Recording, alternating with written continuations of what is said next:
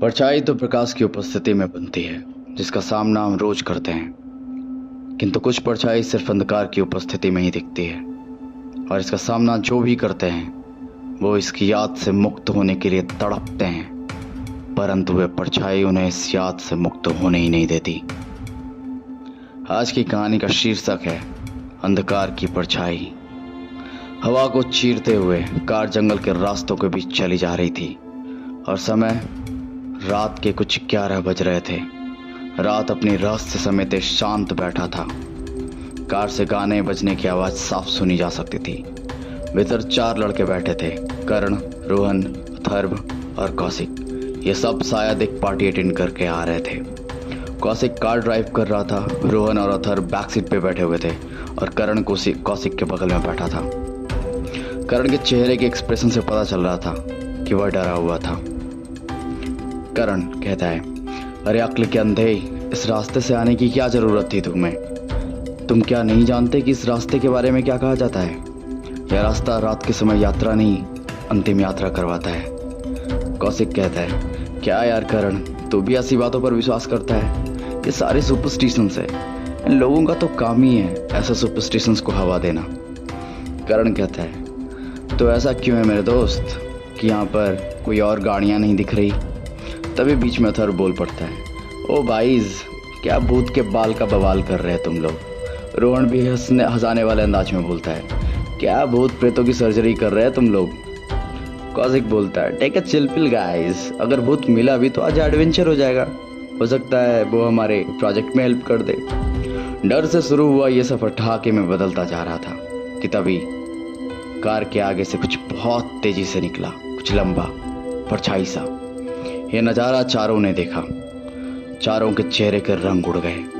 तभी अथर्व ने माहौल को थोड़ा लाइट करने के लिए बोला, शायद कोई जंगली जानवर होगा, वैसे भी ये इलाका जंगल का है। ये लॉजिक उनके अंदर के डर को तो खत्म नहीं कर पाया, पर उनके डर को कुछ हद तक कम करने का एक अच्छा रीजन उन्हें मिल चुका था। उन्होंने कार में प्ले हो रहे सॉन्ग को बंद किया और कार की सारी विंडोज भी ऊपर चढ़ा लिए और एकदम चौकन्ना हो गए। अभी कार कुछ दूर आगे बढ़ी ही थी कि एक अजीब आवाज हुई और कार बंद हो गई। आसपास चारों ओर घना जंगल और गहन अंधकार था और उस अंधकार में लिपटी कुछ अजीब आवाजें। चारों कार से उतरे, फ्लैश लाइट्स जलाई और कार का बोनट खोलकर चेक करने लगे। रोहन कार को ठीक करने की कोशिश कर रहा था और ये तीनों मोबाइल की फ्लैश लाइट्स दिखाकर उसकी हेल्प कर रहे थे। तभी कर्ण को ऐसा लगा किसी ने उसके कानों में फुसफुसाया। उसने इधर उधर सर घुमाया, पर उन चारों के अलावा वहां कोई नहीं था। कर्ण पहले से इस रास्ते के हॉन्टेड होने की कहानी सुन चुका था और इसीलिए उसने सोचा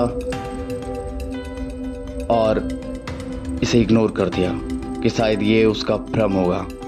लेकिन कार के ऊपर एक अजीब से काले लिक्विड के ड्रॉप्स गिरने लगे। जब उन्होंने उस पर लाइट फ्लैश किया तो पाया ये खून की बूंदें थी जो अब भी पानी की धार की तरह ऊपर से गिरे जा रही थी। जब उन्होंने अपना सर उठाया तो पाया एक लंबी परछाई जैसी आकृति किसी जानवर के शरीर को चीरकर खाए जा रही थी। चारों की डर से रूह कांप गई और जिसे जहां बन पड़ा उधर भागने लगे, पर परछाई से तेज नहीं।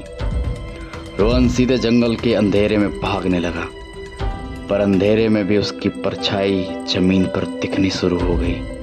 उसने महसूस किया कि उसकी परछाई ही उसे निगली जा रही थी। वह चीखना चाहता था, लेकिन परछाई ने उसके मुंह तक को ढक लिया और रोहन पूरी तरह से अपनी परछाई में समा गया। जमीन पर सिर्फ एक अस्पष्ट मानवाकृति जैसे एक गहरा धब्बा रह गया।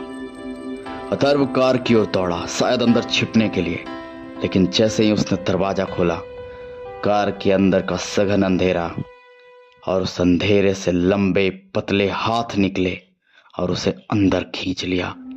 कार के शीशों से उसकी चीखें सुनी जा सकती थी और फिर एक खून के छींटे से भर गया वो कार। कौशिक एक लोहे के रॉड लेकर उस जगह की ओर लपका जहां परछाई खड़ी थी। उसने हमला किया, लेकिन रॉड बिना किसी रुकावट के परछाई के शरीर से गुजर गया।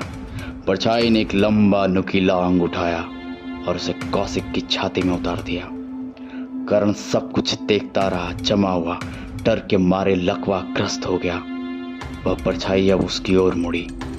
करण ने अपनी आंखें बंद कर ली, अपनी मौत की बारी का इंतजार करते हुए। लेकिन अगली सुबह लोगों को जंगल के किनारे एक खाली कार मिली और कुछ दूरी पर करण अपनी परछाई से बातें करते हुए।